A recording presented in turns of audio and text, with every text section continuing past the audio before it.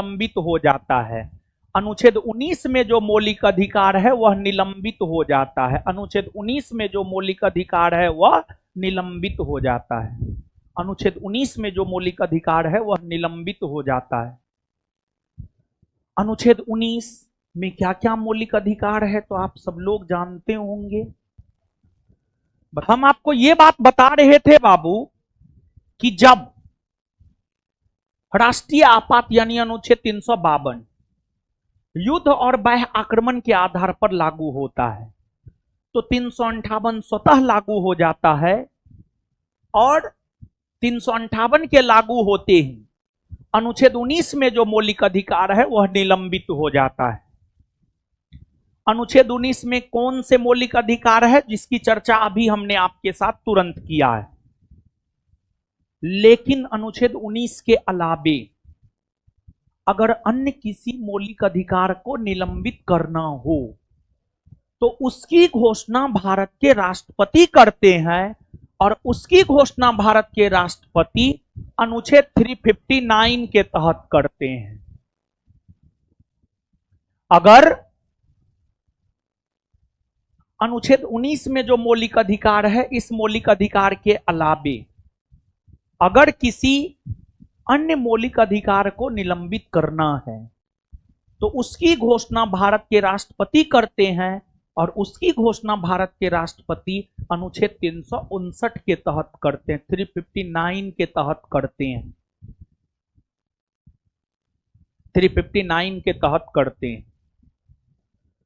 लेकिन ध्यान रहे कि राष्ट्रीय आपात के दौरान भी दो मौलिक अधिकार निलंबित नहीं होते हैं, अनुच्छेद 20 और अनुच्छेद 21।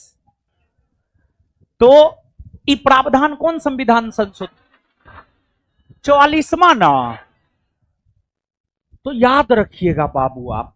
लेकिन जानते हैं बाबू, अगर आपको अनुच्छेद 352 के तहत सशस्त्र विद्रोह लागू होता है तो फिर कोई मौलिक अधिकार निलंबित, कोई मौलिक अधिकार निलंबित। अब देखिएगा, आज तक अगर हमारे देश में देखा जाए तो आज तक हमारे देश में 3 बार राष्ट्रीय आपात लागू हुआ है और आज तक हमारे देश में जो 3 बार राष्ट्रीय आपात लागू हुआ है, पहली बार 26 अक्टूबर 1962, दूसरी बार 3 दिसंबर 1971 और तीसरी बार 25 जून 1975, 25 जून 1975। पहली बार 26 अक्टूबर 1952 को देश में राष्ट्रीय आपात लागू हुआ, 52 बोल दिए थे, सॉरी। पहली बार देश में राष्ट्रीय आपात 26 अक्टूबर 1962 को लागू हुआ, दूसरी बार 3 दिसंबर 1971 और तीसरी बार 25 जून 1975। पहली बार जो 26 अक्टूबर 1952 को लागू हुआ, सॉरी 26 अक्टूबर 1962 को लागू हुआ, 26 अक्टूबर लगता है 52 से ज्यादा ही प्रेम है, 62 की जगह 52 बोला जाता है। तो 26 अक्टूबर 1962 हुआ क्या था जानते हैं बाबू? हुआ ये था कि चीन भारत पर आक्रमण कर दिया, चीन भारत पर आक्रमण कर दिया था, चीन भारत पर आक्रमण कर दिया था। तो चीन के भारत पर आक्रमण करने के वजह से पहली बार राष्ट्रीय आपात 1962 में लागू हुआ और फिर बाबू आपको यह राष्ट्रीय आपात आगे 1968 ईस्वी तक लागू रहा, 1968 ईस्वी तक लागू रहा। इसी वजह से जब 1965 में भारत पाक युद्ध हुआ ना, तो तो उसमें अलग से राष्ट्रीय आपात की घोषणा नहीं हुई। हम क्या बोलना चाह रहे हैं समझिएगा।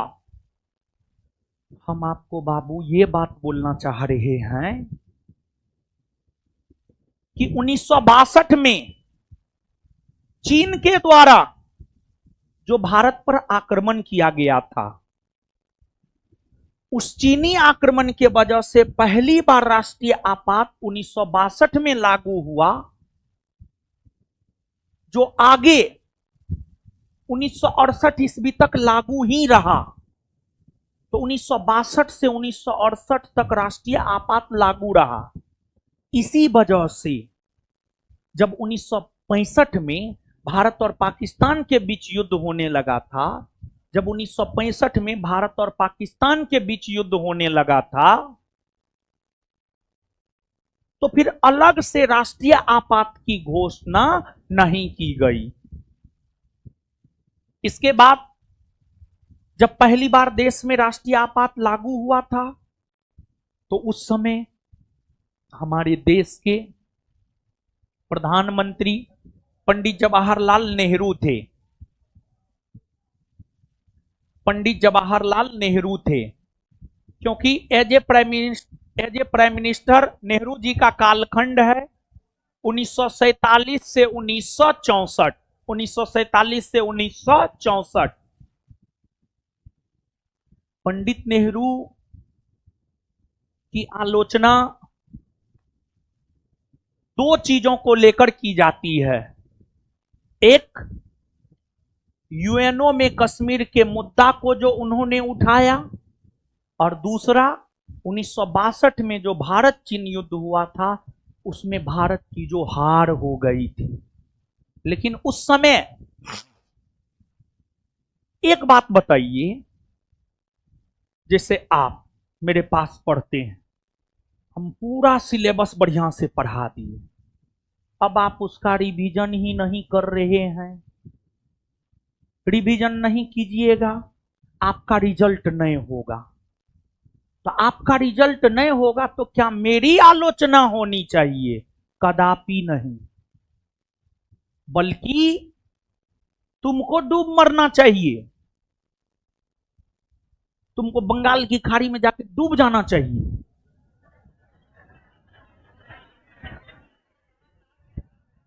रिजल्ट नहीं होगा तो, और बगल में नहर, नहर में ये तो सबसे पवित्र गंगा है।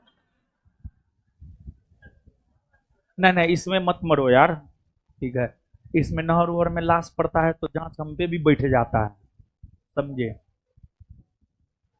तो इन नहर में नहीं मरना है, और भी कोचिंग से लेकर के पुल्ला तक तो नहीं है मरना है। उसके बाद जाइए कूदिए न। तो अब 1962 के समय के भारत, अरे 1947 में यार देश आजाद हुआ, कितना 12, 3, 15 साल देश को आजाद हुए हुआ था।